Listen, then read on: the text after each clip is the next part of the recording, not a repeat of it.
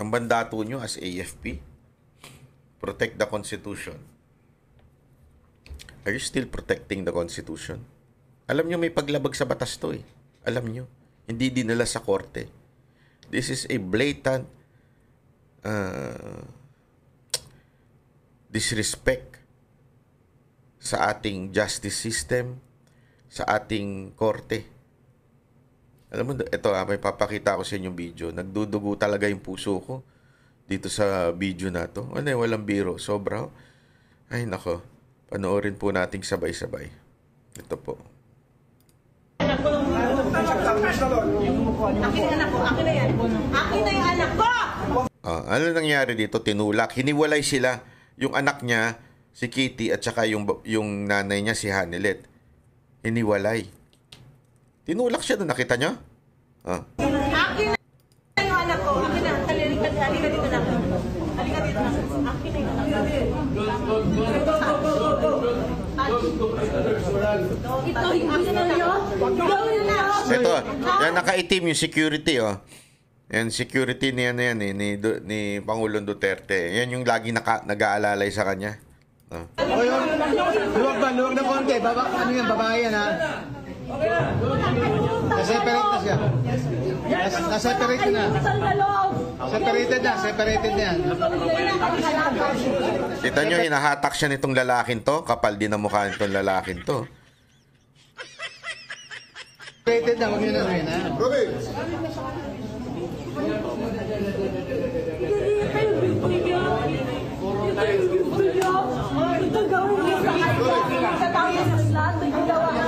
Lalapit na.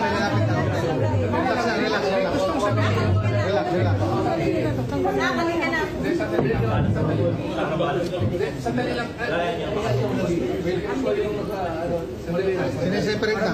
Relax. Ito yung gawa niya. Ito yung gawin niya sa kanya. Tapos ang ginawa niya. Ay, pagsamahin niyo, inaway. Hoy, ano yun? Napukpok tuloy si ate. Yan daw yung nagkabukol daw. Nakita niyo yung video niyan, yung photo na yan, na nagkabukol daw yung pulis na yun. Bukol ba yun? Ang hina-hina nun eh. Nagkabukol daw dahil sa hinampas ng ganun. Nagpulis ka pa. Kung ganun ka rin naman kahina. Again, ha? Kasi sinasabi na naman ng iba, kakasuhan daw si Hanilet for obstruction of justice. No. He is not obstruction. He is not obstruction. Hindi niya ino-obstruct yung justice dyan, ha? Bakit? Hindi naman niya pinipigilan si Duterte yung maaresto. Kaya niya ginawa yun dahil kinukuha yung anak niya. Bakit kinukuha yung anak niya? Hinihiwalay sa kanya. Babae yun, bata pa. Alam niyo ba na bata pa si Hanilet? Ay, si Hanilet. Yung anak niya si Kitty, bata pa yun. Bakit mo minor pa yun? Ba't mo ihiwalay sa nanay? Di ba? Hindi ho obstruction of justice yan. Andito si Duterte sa kaliwa eh. Nandito na. Hindi, baligtad pala. Ayan, nandyan siya sa kaliwa. Oh. Yung si Kitty nandun sa kabila. Pag ganun, si Kitty, pakanan.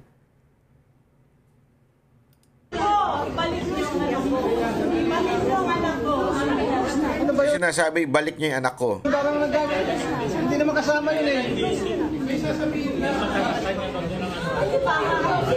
Tingnan nyo ha, bakit siya kinakapitan at parang ang dating hinahatak na siyang palabas.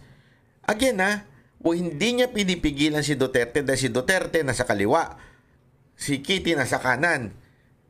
Pinupuntahan niya, bakit niyo hinihiwalay yung anak? May kaso ba yung anak niya? May kaso ba si Hanilet? May kaso ba si Kitty? Ba't nyo hinihiwalay? Tanginang tanga-tanga nitong mga pulis na nandito eh. Akin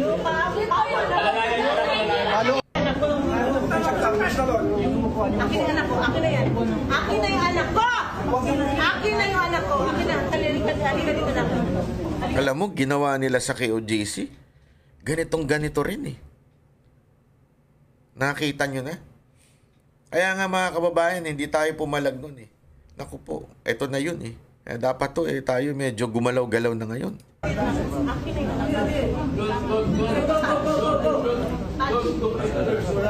Ito yung akin na yun. Gawin na. So, o yun. Oh, ito pa. Pakita pa naman natin to isa, ha? Oh, ito. Grabe to. Ano, walang music? Wala.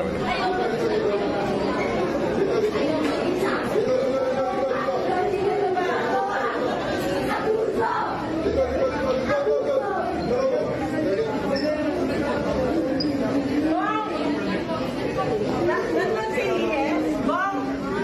Betty, nandiyan ba yung Ben? Betty!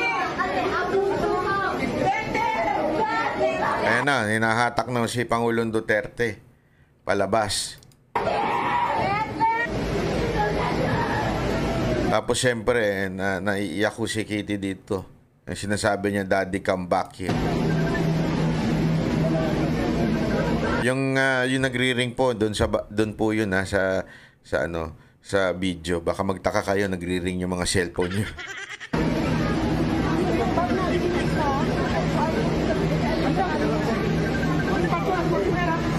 Kayong mga pulis na nag-assist diyan, proud kayo?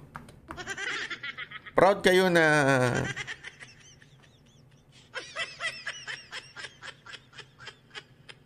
alam mo, this is sabi nga nila, tinawag nga nung iba, tinawag nila na keso kidnapping daw ito. Tama naman ewan ko, sa tingin ko, may basis po yun eh. Bakit? Wala naman pong, dapat ang procedure dadalhin sa korte. Bakit dinala sa ibang bansa? Dapat dalhin sa korte sa Pilipinas.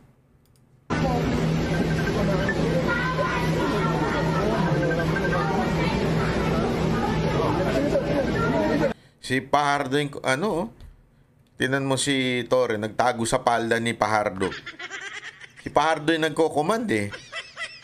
Nag-uutos kung sino yung hahawa, kung sino yung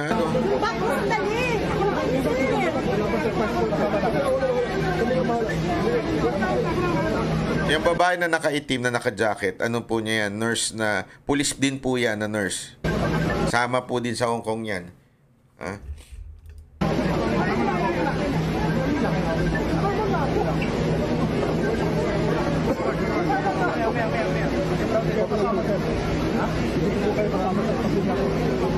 Kailangan siya may kasama tatlo. Yung mga hindi kasali, atras na. Yung hindi kasali, atras na. May demonyong bumubulong dun, ha? Sino kaya yung demonyo na yun? Bumubulong. Hindi kasali, atras na. Ito yung pinaghiwalay na sila eh.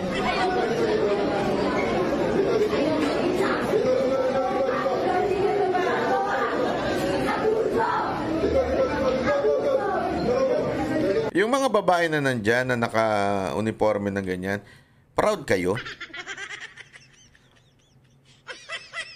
Ako, may tanong lang ako. Sa mga sundalo po, sa mga sundalo po na nakakapanood nito, masaya kayo sa ginagawa ng mga pulis?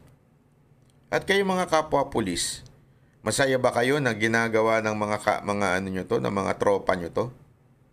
Ginagawa sa pamilya na nagsakripisyo. Alam niyo ba na sakripisyo yung ginawa ng pamilya na to? Sakripisyo yun.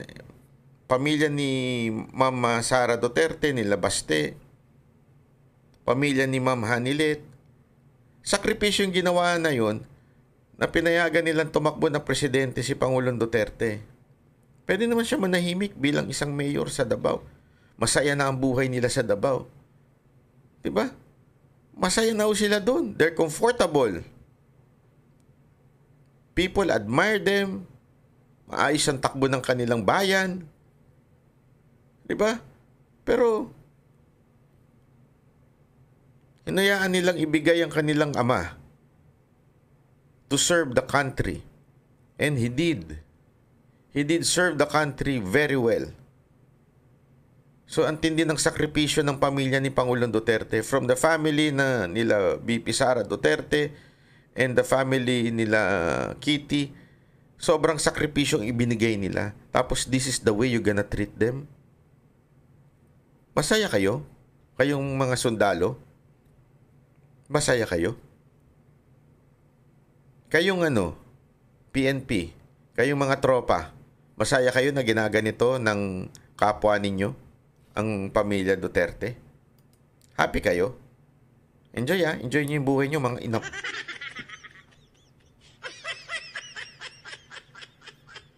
Alam ko, marami pa po diyang mga pulis at sundalo hindi masaya. Pero again, tulad ng aking pinost, nag-post po ako, di ba, ng video. Hindi ko kailangan ng awa ninyo. Hindi kailangan ng taong bayan ng awa ninyo. Ang kailangan nila ay ang prinsipyo ninyo. Yung pagtayo nyo. And don't misinterpret me by saying kailangan kayong magkudita. That's not my point. Hindi yun ang point ko. It's not rebellion. Hindi mang-agaw ng kapangyarihan.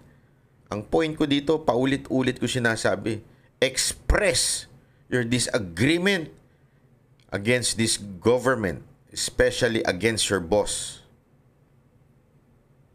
Express nyo. How? Social media. Kung sitayin kayo, gawin. Kung kasuhan kayo, let it be. O, kung it's better if you resign. Sabay-sabay kayo. Let's have a mass resignation. PNP, mag-mass resignation kayo. Sino pang gagalaw dyan kung nag-mass resignation kayo? Hindi kayo lalaban, ha? Hindi kayo lalaban. Mass resignation ang gawin nyo. Kasi pag lumabang kayo, kakasuhan pa kayo, mag-aano pa kayo, kung ano-ano pang gagawin. Mag-mass resignation kayo. Para talagang maramdaman ng gobyerno to, hindi na kami papayag na magpagamit pa sa mga politiko. Yun lang. Sana mga kababayan, makarating ito sa ating mga kapulisan at kasundaluhan. Ulitin ko po ha, I believe sa sinasabi ho ng Biblia, submit to the authority, Romans. Diba? Nandyan po yan. I agree with that with all of my heart. That's why I don't agree with rebellion or any form of kudita. But, dapat tayong magsalita. Ipaglaban natin ang batas at konstitusyon ng bansang ito. Ipaglaban natin ang bawat Pilipino.